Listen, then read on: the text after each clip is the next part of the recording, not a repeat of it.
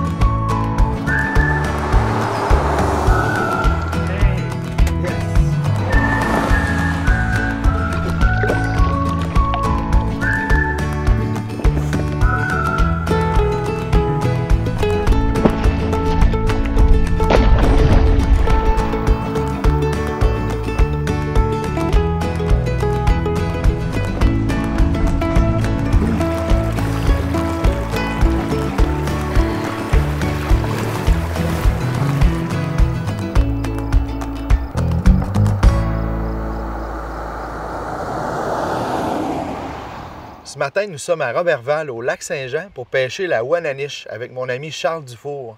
Cet après-midi, on s'en va dans le bois pour observer les ours noirs. On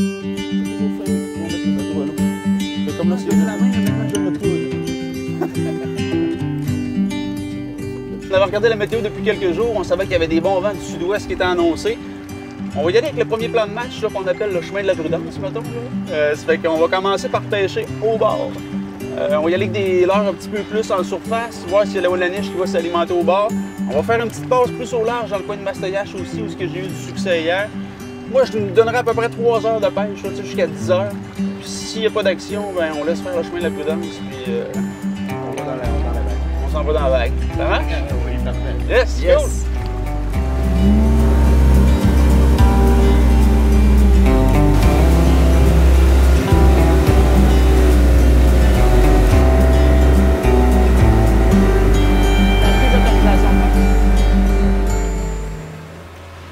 Ici, sur le lac Saint-Jean, c'est un air phonique.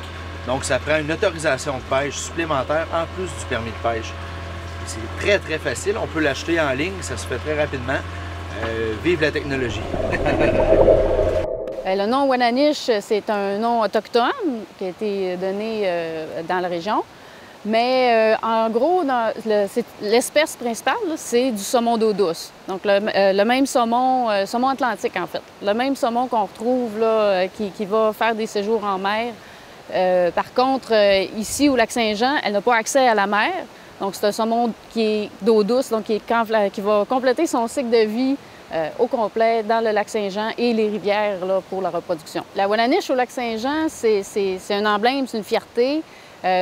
Parce que c'est une population sauvage. C'est pas une population qui est soutenue par des ensemencements. Quoiqu'elle a déjà fait l'objet d'ensemencements, mais maintenant, ces poissons-là sont disparus. Donc, c'est unique au Québec, c'est unique au monde. On va faire des techniques qui sont un petit peu plus conventionnelles. On n'ira pas pêcher avec les dômes très creux, avec des tricheuses. Là, on se met seulement 2 dômes rigueur. Côté gauche, j'ai mis un flasheur avec une mouche tube. Le flasheur émite un bas d'éperlant. Puis la mouche tube émite un éperlant qui essaie de suivre la gang. La Wananiche, elle va s'attaquer toujours au plus faible. Fait qu'elle va s'attaquer à la petite mouche tube qui est en arrière. C'est un attracteur qui est très puissant, ça flash beaucoup dans l'eau. Tu peux aller chercher des Wananiches qui sont quand même assez loin, normalement. Fait qu'on commence comme ça. Flasheur, mouche tube de ce côté-là. J'ai mis 30 pieds out. Out, ça veut dire 30 pieds de ligne de données. Puis je l'ai descendu à 6 pieds. On commence comme ça, on pêche dans 12 pieds d'eau. Fait qu'à 6 pieds, je suis assez polyvalent. Sur le dans le rigueur de droite, j'ai mis juste une cuillère. Assez discrète, loin en arrière, une rack spoon, une petite cuillère que j'adore. Puis de ce côté-là, à droite, on s'est mis un side planner qu'on appelle. Un side planner, ça va vraiment pousser notre ligne très loin sur le côté du bateau. Fait que là, mon but, c'est d'aller kicker le bord. Aller vraiment là, porter un leurre le plus près du bord possible sans scratcher mon bateau dans les roches. Fait que le side planner, quand le petit drapeau va aller par en bas, ça veut dire qu'il y a une Wananiche qui va mordre dessus et ou le son. Parce que moi, je le mets à la limite pour pas qu'il déclenche tout seul. Fait que si vous entendez ça comme ça, le petit clic-clic du moulinet, ça veut dire qu'il y a une moule à niche qui part avec tranquillement. OK. Ou, des fois, on la voit tout simplement sauter en arrière du sideplaner. Ouais. Là-dessus, j'ai mis juste une petite cuillère Darty D1 bleu, qui est un passe-partout qui marche très bien. Fait qu'on commence comme ça.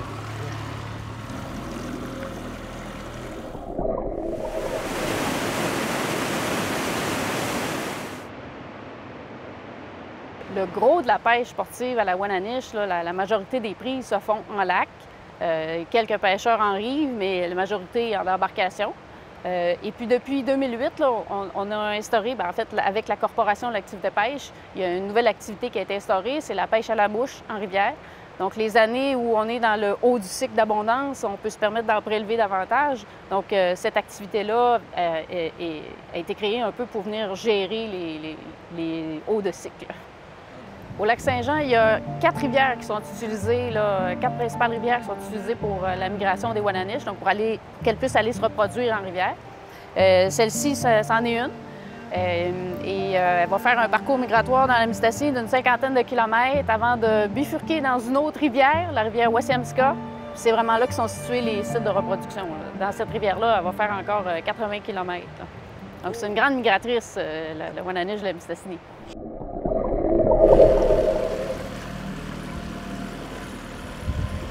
Le plus important, c'est de garder la canne haute, toujours dans les airs comme ça. Parce que la Wananiche donne des bons coups, puis elle saute aussi. La canne, la flexibilité de la canne va absorber les chocs de la Wananiche. Toujours canne haute le plus possible. Puis les gens, ils ont le réflexe, souvent, ils vont à un moment donné, à votre rendu qu'elle est même, c'est pas bon. Parce que si elle part, là, puis que tu peux pas absorber ces chocs, ça risque de se décrocher. Pour les dents de rigueur, en fait, le don de rigueur, c'est un poids avec le boulet qui va tenir en fait ma ligne principale. C'est une clip qui est rattachée au poids, qui est clippée comme ça, qui tient mon leurre à la profondeur désirée. Quand la Wananiche va venir mordre, la clip, ploup, elle va déclipper. Fait que là, tu vas être lousse en fait, tu vas être libre là, avec ta Wananiche. Ça fait que si la canne est courbée par en bas comme ça, c'est normal. Ça veut dire que la clip... Exactement. Ça veut dire que la clip est clippée sur la ligne principale. Par contre, si la canne relève dans les airs comme ça, puis on voit des coups de tête, ça veut dire qu'il y a une Wananiche qui est dessus. À ce moment-là, tu sors la canne du porte-canne comme ça. Je te fais un exemple. Tu gardes la canne haute comme ça dans les airs, tu rides doucement. Pas plus compliqué que ça. Pas besoin de ferrer parce qu'on avance avec le bateau. Oui, tout à fait. Si tu avances avec le bateau puis tu ferres en plus, ça fait une grosse tension. Fait que ça risque des fois de déchirer le bord de la bouche. Fait que pas besoin de ferrer.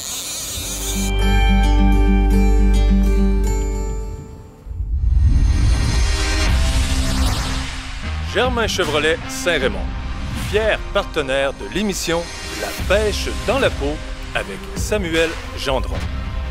Parce que ton nouveau camion, il est chez Germain Chevrolet Saint-Raymond.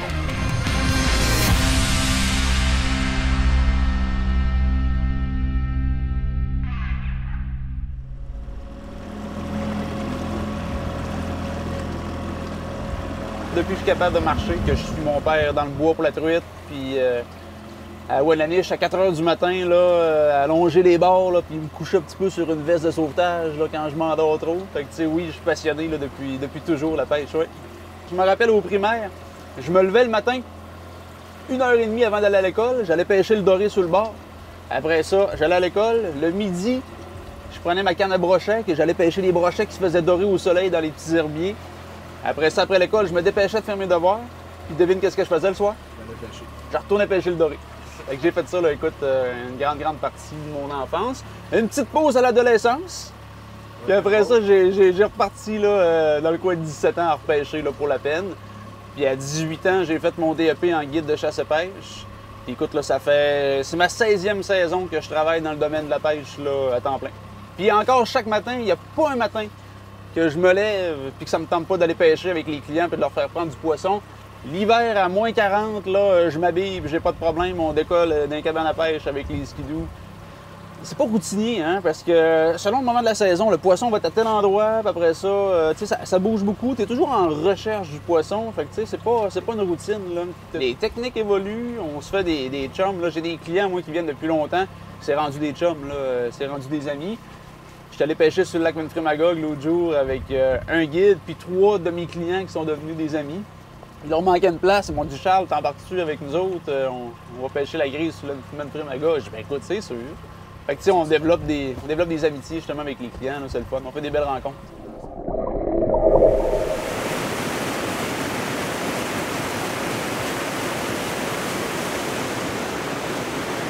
On est vis-à-vis la 5e chute. C'est une chute qui est quasiment infranchissable. Là. À certains débits, c'est difficile pour les Wananiche. Fait qu'en 1975, une passe migratoire a été construite. Et puis donc, depuis ce temps-là, on fait le dénombrement des Wananiche là, sur cette rivière-là. Des années, on peut en avoir 150, 200 dans les minimums, dans les creux minimums. Ça peut aller jusqu'à 1500, 1700 dans les maximums. C'est pas erratique, les niveaux d'abondance. Vraiment, ça suit un cycle d'abondance en fonction des déferlants aussi. Là. Ce qui fait fluctuer le cycle d'abondance, dans le fond, c'est le nombre de jeunes Wananiche qui sont produites dans les rivières. Lorsque le nombre de jeunes Wananiche arrive en lac de façon qui sont importantes, sont nombreuses, ça exerce une pression de prédation sur l'éperlan qui est importante selon l'abondance. Et c'est ce qui fait chuter l'abondance de l'éperlan. Donc, les Wananiche suivantes, qui continuent d'arriver les années suivantes, elles manquent de nourriture. Donc là, leur taux de survie, leur croissance, leur taille diminue. On rentre dans un creux de cycle. Et quand on repart, on est à l'inverse. On vit maintenant des belles années, si je vais dire, parce qu'il y a eu plusieurs années où, lorsqu'on arrivait dans un creux de cycle, on ne comprenait pas comment ça fonctionnait, puis pourquoi on arrivait à ces chiffres-là. C'était préoccupant. Maintenant, avec toutes les connaissances, puis les suivis, puis le long terme qui est derrière nous, on sait que même si on vit un creux de cycle, ça va revenir. Fait que là, maintenant, on essaie de mieux le gérer. Quand on est dans un haut cycle, on va pêcher davantage pour éviter d'avoir trop de reproducteurs qui vont engendrer trop de jeunes, qui vont faire venir s'effondrer la population d'éperlans. Donc, il y a eu des ensemencements, mais avec les suivis, on s'est aperçu que ça avait l'effet contraire. Donc, maintenant, les ensemencements sont proscrits au Lac-Saint-Jean. On va plutôt gérer le prédateur.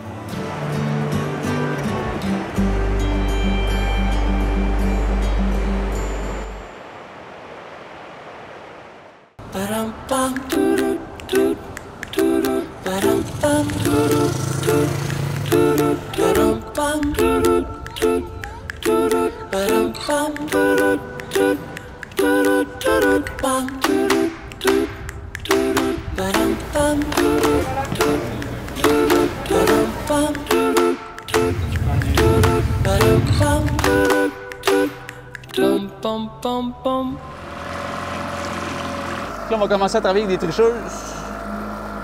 Fait qu'on met une ligne supplémentaire sur notre ligne principale. Bien, celle-là, j'en ai 4 pieds plus haut que ma ligne principale. Fait que ça fait 2 leurres sur la même ligne. Donc, 2 fois plus de chance, mais on couvre 2 profondeurs différentes. On a fait la passe au bord tantôt. On n'a pas vu grand-chose, puis l'eau s'est rafraîchie beaucoup. Fait qu'on va essayer de trouver de l'eau un petit peu plus chaude là, dans le coin du 50-52 Fahrenheit. Fait qu'on va pêcher un petit peu plus en profondeur. On a eu du succès dans ce coin-ci hier. Les vents ont changé un petit peu, mais on l'essaye. D'après moi, on va la trouver. Ça, c'est le mode normal au niveau du sonore, traditionnel. On peut voir nos bancs d'éperlans, nos Wananiche.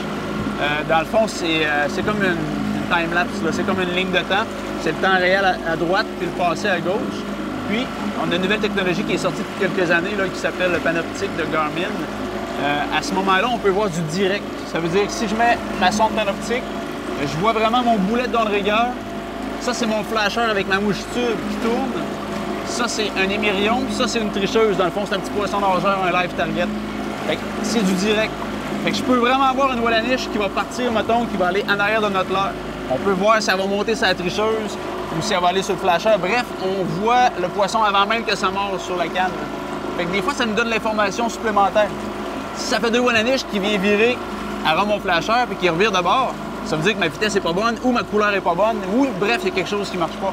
Fait à ce moment-là, ça me permet d'analyser la situation puis faire les correctifs en conséquence.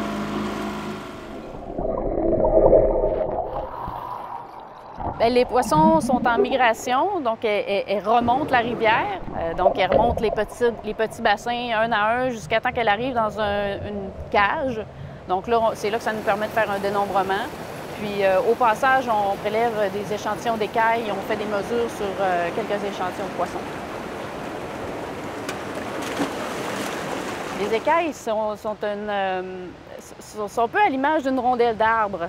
On est capable de pouvoir de documenter l'âge du poisson avec les cernes de croissance qu'on y voit, là, avec un binoculaire. J'ai besoin de savoir leur âge pour savoir à quelle année de reproduction ils sont associés. Donc, pour faire des calculs de taux de retour là, sur le nombre de parents qui ont monté jusqu'à l'ensemble du cycle. Généralement, c'est 2 ans ou 3 ans en rivière avant de descendre. Ils vont faire une migration à l'inverse des reproducteurs, les jeunes. Là. Ils vont migrer vers le lac. Ils vont passer 2 à 3 ans en lac, puis ils vont remonter, se reproduire. Fait qu'ils peuvent avoir autour de 5 à 7 ans. Là. En général, sur la rivière Mistassini, on a à peu près un 10 de Wananiche qui viennent frayer à 2 reprises. C'est pas si élevé que ça. C'est la rivière où il y en a le moins. Il y a d'autres rivières au lac Saint-Jean où la proportion des multifrayeurs, qu'on appelle, est plus importante. Mais probablement, à cause du long territoire qu'elle a à couvrir, on pense que c'est pour cette raison qu'il y en a moins là, qui reviennent frayer 2 fois. Comme la rivière Métabetchouan, il y a des années, ça peut être 50 des poissons qui reviennent plus d'une fois, là, qui viennent pour la 2e ou la 3e fois. C'est une rivière qui a 8 ou 10 km là, de longueur. Donc, les poissons sont près du lac, ils peuvent facilement revenir, contrairement à ce que je disais tantôt, la rivière Mistassini, la Ouessiamska, ils peuvent parcourir jusqu'à 130, 140 km. La Wananiche et le saumon, c'est la même espèce. Il y a vraiment un homing, là, un attachement à la rivière qui est créé, puis ça crée des populations différentes là, entre les rivières. Donc, il peut y avoir un certain mélange, mais en général, chaque population remonte dans la rivière d'origine.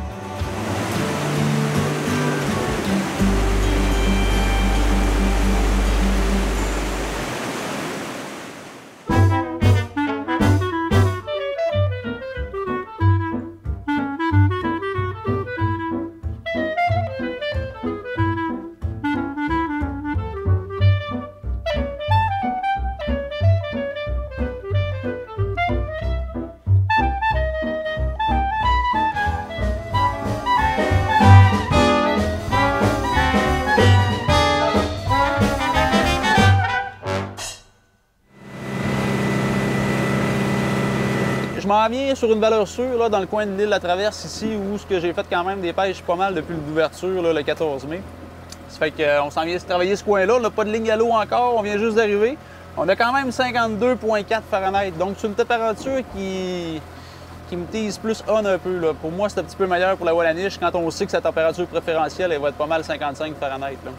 Fait qu'on s'en vient se travailler ce coin-là. Regarde, on a déjà un petit banc d'éperlant sous le sonore qui est là.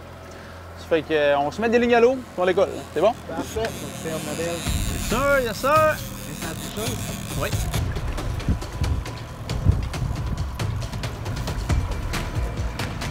Non, non. Ah! On l'a perdu! Il est touché avec le filet, on l'a perdu. Pas grave, ça veut dire qu'il y en a. Elle était belle, hein?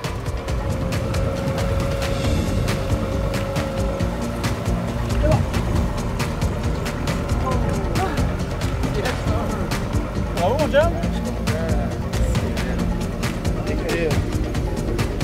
Bon,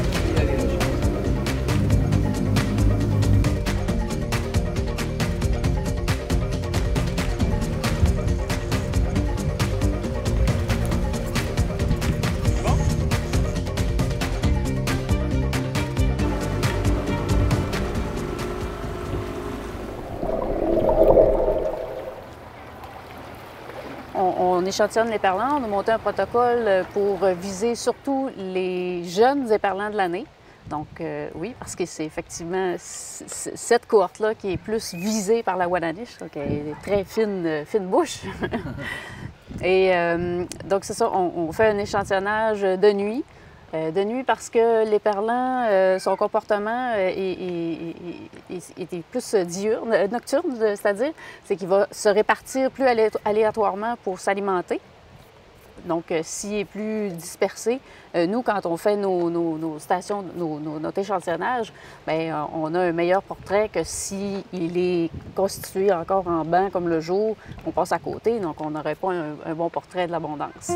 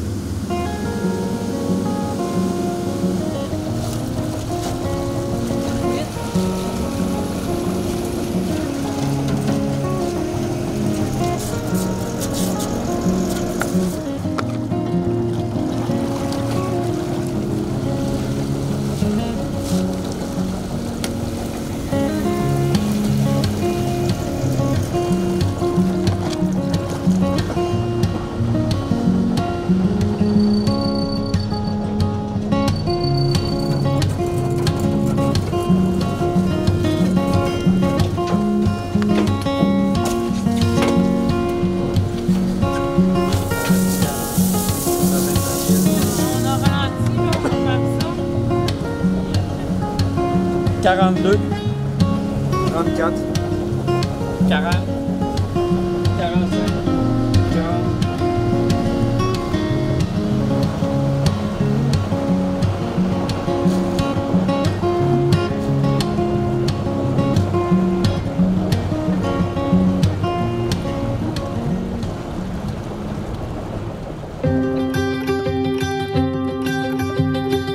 Au cœur d'un territoire sauvage et vierge, venez vivre un moment magique à la Seigneurie du Triton, une des plus prestigieuses pourvoiries d'Amérique du Nord.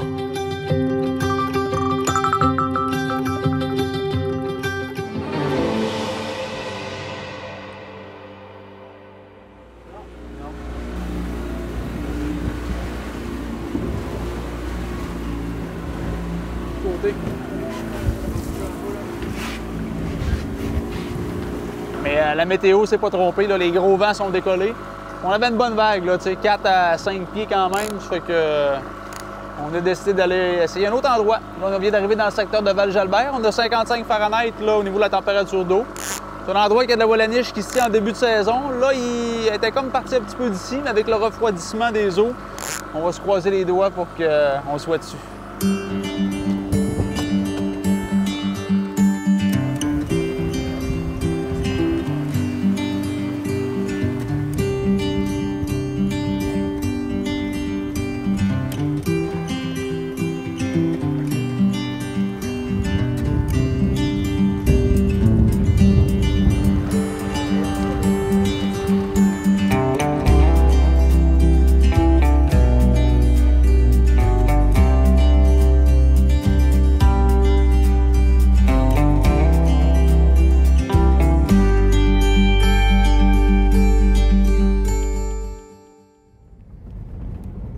Ça va être important, là, dès que j'arrête le moteur du camion, on se met en mode avion nous-mêmes, comme nos téléphones d'ailleurs. Donc, on se met en mode silence, on arrête complètement de parler, on fait le moins de bruit possible jusqu'au temps qu'on soit dans l'observatoire. Donc, on grimpe doucement dans l'observatoire. Pourquoi pas faire de bruit? Bien, c'est assez simple, hein? C'est que les ours ont deux grandes qualités. Premièrement, ils ont une très bonne odorat. Je pense que pas mal tous les gens le savent. Là, les ours peuvent sentir jusqu'à 1,5 km. Et ils entendent très bien. Les ours ont une bonne ouïe. Parce que les ours, qu'est-ce qu'ils vont faire? Ils font une progression vers le site d'observation. Ils vont marcher doucement, ils vont sentir, ils vont écouter, ils vont prendre une petite pause, puis ils vont progresser comme ça, doucement. Puis s'il n'y a rien qui les alerte, bien, ils vont venir devant nous. Comment on fait pour attirer des ours vers nous? Bien, c'est assez facile. C'est vraiment au niveau des odeurs. Donc, on va mettre des odeurs de poisson. Du poisson qui sent quand même assez fort. Et d'autres petits trucs là, qui vont vraiment les attirer vers nous. Ce soir aussi, on a un petit handicap de plus, hein, on a un vent d'est. Les vents d'est, il n'y en a pas beaucoup. L'observatoire est positionné, lui, pour être les vents dominants nord-ouest favorables à nous. Donc, pour pas que les odeurs et que les sons soient projetés vers les ours. Puis là, on a un petit vent d'est. Fait que ça nous fait un petit défi supplémentaire. Il va falloir être encore plus silencieux.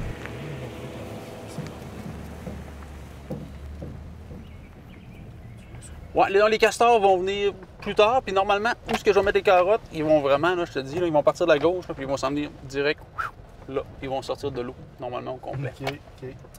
Et je donne 3 coups. Boum, boum, boum, je tape sur mon seau. Oui. Fait que les seuls sons qu'on devrait entendre dans toute la soirée, ça serait ces 3 coups-là, normalement. Ou peut-être 4 si je me gâte, là.